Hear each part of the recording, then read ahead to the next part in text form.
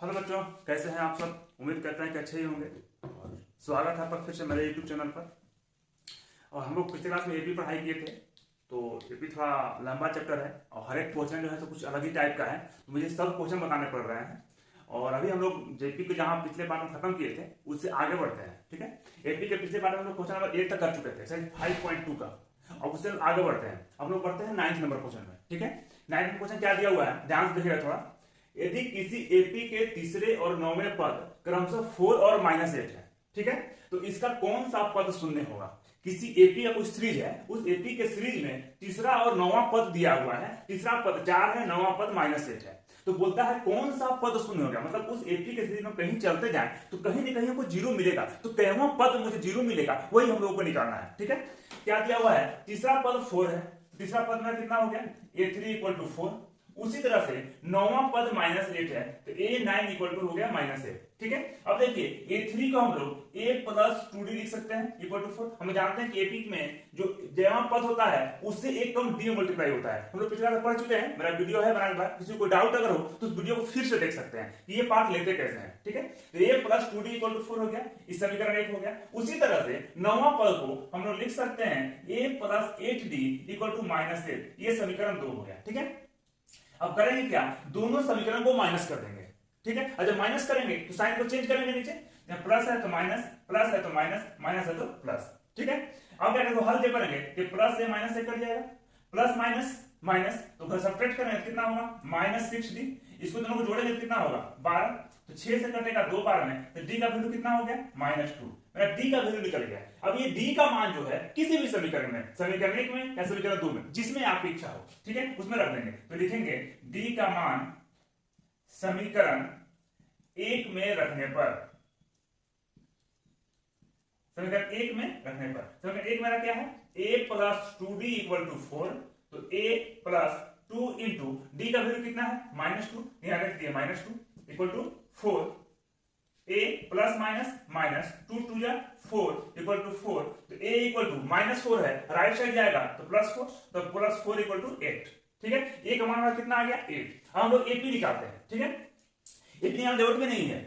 d का मान निकल गया, a का मान निकल गया। अब बोलता है कौन सा पद शून्य होगा, मतलब जहां पर उस एपी के सीरीज में चलते जाएंगे जहां पर जीरो होगा, मतलब वो जो है मेरा an का मान दिया हुआ है 0, ठीक है। तो हमको n निकालना है कि कहवा पद में चलते जाएंगे, ठीक है, तो हमारा 0 मिल जाएगा। हम लोग पता है कि पदों की संख्या को n बोलते हैं, मतलब हम लोग यहाँ पर n का मान निकालना है, ठीक है। तो n का हमारे पास फॉर्मूला है a + n - 1 × d, ठीक है।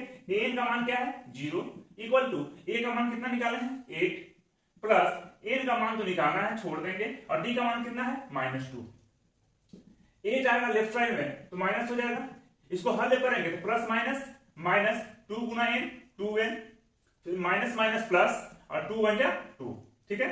फिर इसको आएंगे लेफ्ट साइड में तो -8 - 2 और कितना हो जाएगा, -2n। इसको ऐड करेंगे तो -10 = -2n, माइनस माइनस कट जाएगा 2 से 5 बार में, n का वैल्यू कितना हो गया, 5। मतलब उस एपी के सीरीज में हम चलते जाएंगे तो 5वां पद में हम लोगों को 0 मिल जाएगा, ठीक है। यही हम लोगों को निकालना था, तो ये हमारा आपका आंसर हो गया, ठीक है। इसको नोट किएगा, हम लोग अगले प्रश्न की ओर बढ़ते हैं।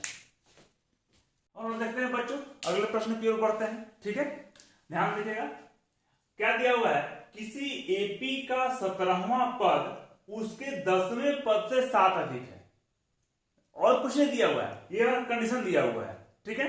क्या दिया हुआ है कि कोई भी एपी दिया हुआ है, उसका 17वां पद जो होगा उसी एपी का जो 10वां पद होगा उससे 7 अधिक होगा। तो बोलता है कॉमन डिफरेंस निकालें, सार अंतर क्या होगा, डी निकालना है, ठीक है। तो देखते हैं क्वेश्चन में जो दिया हुआ है उसी को यहां वो लिख देना है, ठीक है। किसी एपी का 17वां पद, हमें पता है कि 17वां पद को a70 लिखते हैं, मतलब 70 टर्म हो गया, 17वां पद हो गया। तो बोलता है किसी एपी का 17वां पद उसी एपी के 10वां पद, 10वां पद को 810 लिखेंगे, बोलता है इससे 7 अधिक है, बस यही कंडीशन दिया हुआ है, ठीक है। तो हम लोग को डी का मान निकालना है, कैसे निकालेंगे, देखिए 17वां पद को लिख सकते हैं हम लोग a + 16d। ये चीज ध्यान रखेंगे, बार बता रहे हैं कि जैवा पद का जिक्र करेंगे डी में उससे एक कम मल्टीप्लाई रहता है, समझ के बातों को। तो a + 16d लिखेंगे और a10 को a + 9d लिखेंगे +7, ठीक है। देखिए दोनों तरफ a कट जाएगा, काट दिया। 16d 9d राइट साइड में प्लस में है, लेफ्ट साइड ले आएंगे तो माइनस में, इक्वल टू 7 और सब्ट्रैक्ट करेंगे तो हो जाएगा 7d इक्वल टू 7, 7 7 कट गया, d के वैल्यू कितना हो गया 1। ये हमारा आंसर हो गया। ठीक है, इसको नोट किया जाए, है बहुत ही आसान क्वेश्चन, ये तो ऑब्जेक्टिव में अक्सर पूछता है और कंपटीशन एग्जाम में भी पूछता है, समझ गए बातों को। तो इसको नोट कीजिए, फिर हम आगे बढ़ते हैं। हम लोग देखते हैं बच्चों अगले क्वेश्चन की ओर बढ़ते हैं। ठीक है, बोला हर एक क्वेश्चन जो है थोड़ा सा अलग टाइप का दिया हुआ है, प्रत्येक क्वेश्चन अपने आप में। देखते हैं क्या है, एपी का एक सीरीज दिया हुआ है, ये आगे चलते जाएगा 3, 15, 27, 39 डॉट डॉट चलते जाएगा। तो कौन सा पद उसके 54वें पद से 132 अधिक होगा। ठीक है, अब कौन सा पद जो होगा इसी एपी का 54वां पद में 132 जोड़ने पर आएगा। ठीक है, तो हमको उसका मान निकालना है। तो उसका मान निकालने से पहले हमको 54वां पद मालूम करना होगा, भाई 54वां पद है कौन सा। ठीक है, तो देखिए हम निकालते हैं। अब इस एपी के सीरीज में ए का मान कितना दिया हुआ है 3। ठीक है, डी का मान कितना दिया हुआ है, डी का मान कैसे निकालते हैं, बाद वाले पद में से पहले वाले पद को माइनस कर देते हैं। तो 15 माइनस 3 कितना हो जाएगा 12। ए और डी निकल गया। हम लोग को निकालना है 54वां पद। तो ए 54वां पद को हम लोग ए प्लस 53 डी लिख सकते हैं। ठीक है, ए का मान कितना दिया हुआ है 3 प्लस 53 गुना डी का मान कितना दिया हुआ है 12। अब इसको मल्टीप्लाई कर देंगे, 12 के 36 के 6 3 12 5 60 और 3 63 और इसको जोड़ देंगे तो 639। मतलब उस जो भी कोई एपी चल रहा है इसका 54वां पद हम मालूम कर दिए, उसका 54वां पद होगा 639। ठीक है, अब जो हमको पद निकालना है एन का मान निकालेंगे। ठीक है, मतलब क्या होगा, बोलता है कि जो एन का मान निकालना है कौन सा पद। ठीक है, तो कौन सा पद 54वें पद से 132 अधिक है, तो पहले उस पद का मान मालूम करते हैं, मतलब एन का मान कितना होगा। ठीक है, तो देखिए 54वां पद से बोलता है 132 अधिक होगा, इसमें 3132 जोड़ दिए। ठीक है, इसको जब ऐड करेंगे तो 771 आएगा। ठीक है, मतलब अब हम लोग कौन सा पद हमको एन का मान लगाना है। इस एपी में जब चलते जाएंगे तो कहां तक पहुंचेंगे, कौन सा पद तक पहुंचेंगे कि हम लोग को 771 मिल जाएगा।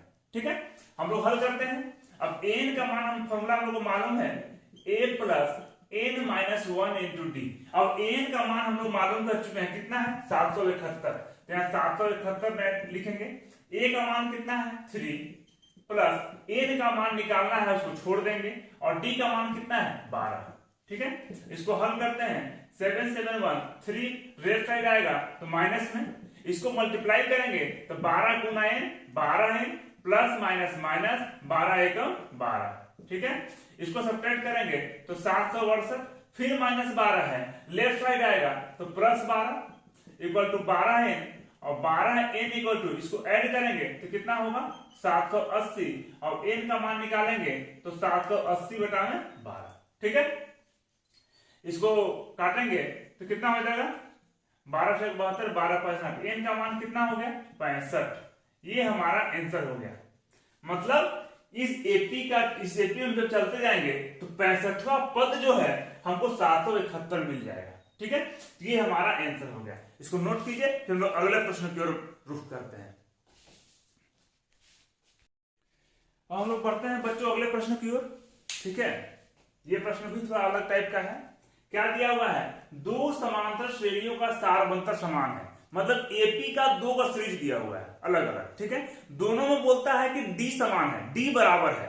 ठीक है, और यदि इनके 100वें पद का अंतर 100 दिया हुआ है, ठीक है, तो बोलता है इनके 1000वें पद का अंतर क्या होगा। हम लोग को 1000वां पद का अंतर फाइंड करना है, निकालना है। ठीक है, तो ये क्या करेंगे, 2 को एपी दिया हुआ है तो क्या करेंगे, माना प्रथम एपी का प्रथम पद,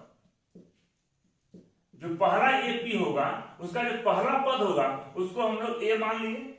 उसी तरह से दूसरा एपी का प्रथम पद वो क्या होगा, उसको हम लोग ए डैश मान लिए। ठीक है, मानने के ऊपर है। और सार्व अंतर जो है वो डी दिया हुआ है, इसमें डी ही क्यों माने? तो क्वेश्चन में पहले ही दिया हुआ है कि जो दोनों एपी है, दोनों एपी का डी समान है, डी में कोई अंतर नहीं है, इसलिए दोनों एपी को एक बार हम डी ही मान लिए। ठीक है, आगे बोलते हैं प्रश्नानुसार क्या दिया हुआ है? ये जो एपी दिया हुआ है, एपी के 100वां पद का अंतर 100 है। ठीक है, अब 100वां पद को लोग क्या लिखते हैं? प्रथम है तो उसको ए 100 लिखेंगे और माइनस इसको क्या लिखेंगे? A dash 100। ये दोनों पद 100वां पद है, इस 100वां पद का अंतर हमारे पास 100 दे दिया है। ठीक है, अब इसको हल करते हैं। अब 100वां पद को हम लोग ए प्लस 99d लिखते हैं, तो लिख दिए 99d माइनस ए डैश 100 को इसको भी सेम लिखेंगे, a dash plus 99d equal to 100 हो जाएगा। ठीक है, अब यहां पर क्या करेंगे? a प्लस 99d, यहां पर जब साइन खोलेंगे माइनस का तो minus plus minus a dash, फिर minus plus minus 99d equal to 100। अब देखिए plus 99d minus 99d cancel हो गया, तो बचा कितना? a minus a dash equal to 100। मतलब दोनों एपी का जो प्रथम पद है उसका अंतर कितना आया? 100। ठीक है, अब हम लोग बढ़ते हैं सेकंड क्वेश्चन की ओर। हम लोग को निकालना क्या है? बोलता है इसी एपी का 1000वां पद निकालना है। ठीक है, तो निकालते हैं, 1000वें पदों का अंतर निकालना है। तो 1000वें पदों का जब अंतर निकालना है तो उसको लिख सकते हैं प्रथम एपी के लिए 1000वां पद को ए 1000 लिखेंगे, उसी तरह से दूसरे एपी के लिए 1000वां पद को ए डैश 1000 लिखेंगे। अब बोला दोनों का अंतर निकालते हैं। ठीक है, दोनों का अंतर हम लोग निकालते हैं, तो ए 1000 को हम लोग क्या लिखेंगे? ए प्लस 999d लिखेंगे। ठीक है, फिर माइनस ए डैश 1000 है, यहां भी सेम चीज ए डैश प्लस 999d लिखेंगे। हो गया ना?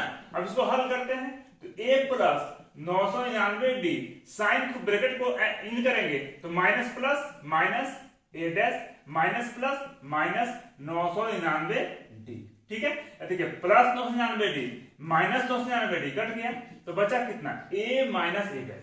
अब देखिए दोनों एपी का जो 1000वां पद है उसका अंतर कितना है? a माइनस ए डैश के बराबर है, और a माइनस ए डैश का मान हम निकाल चुके हैं समीकरण 1 से। कितना है? 100। तो इसका क्या हो गया? 100। यहां लिख सकते हैं समीकरण 1 से। ठीक है, इसका मतलब ये हमारा आंसर हो गया। इसका मतलब ये हुआ कि कोई भी एपी जिसका अंतर डी, जिसका अंतर जो है सार्वंतर जो है उस सभी जगह बराबर है, तो क्या होगा? उसका 100वां पद का अंतर अगर 100 है तो 1000वां पद का अंतर भी 100 ही होगा। ठीक है, या उसके आगे जब 10,000वां पद भी निकालेंगे तो भी उसका अंतर 100 ही आएगा, लेकिन डी समान होना चाहिए। ठीक है, हमको तक समझ रहे हो बच्चे आप लोग? इसको नोट कीजिए, फिर लोग अगले प्रश्न को रुख करते हैं। अब देखते हैं बच्चों अगले प्रश्न की ओर बढ़ते हैं।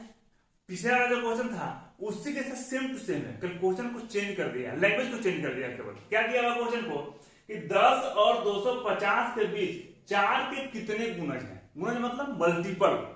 ठीक है, मतलब 4 से 10 और 250 के बीच में ऐसी कितनी संख्याएं हैं जो 4 के पहाड़ा में आता है, 4 के टेबल में आता है। ठीक है, बनाते हैं। अब देखिए जब 10 से शुरू होंगे पहले इसका एपी की निकालना पड़ेगा हम लोग को, तभी निकाल पाएंगे। तो 10 से शुरू होने के बाद सबसे पहला संख्या कौन सा है जो 4 से पूरा पूरी कटेगा? तो 12। ठीक है, तो यहां लिखेंगे 12। और जब 4 का गुणज बोल रहा है तो 4 का मल्टीपल में ही आएगा, तो 16 20 ये चलते जाएगा। अब जाना है 250 तक, तो 250 से पहले ऐसी कौन सी संख्या है जो 4 का गुणज है? तो कौन सा संख्या है? 248। ये आपका 4 का गुणज है। ठीक है, ये हमारा एक ही एपी का एक सीरीज तैयार हो गया। अब इसी बताना है कि टोटल कितने संख्याएं हैं जो 4 के गुणज है। ठीक है, तो निकालेंगे। ए का मान कितना हो गया? 12। डी का मान कितना हो गया? 4। एन का मान कितना हो गया? 248। तो हम लोग को एन का मान निकालना है। ठीक है, देखते हैं हम लोग एन का formula a plus n minus 1 into d. N का वैल्यू कितना है? 248। ए का वैल्यू कितना है?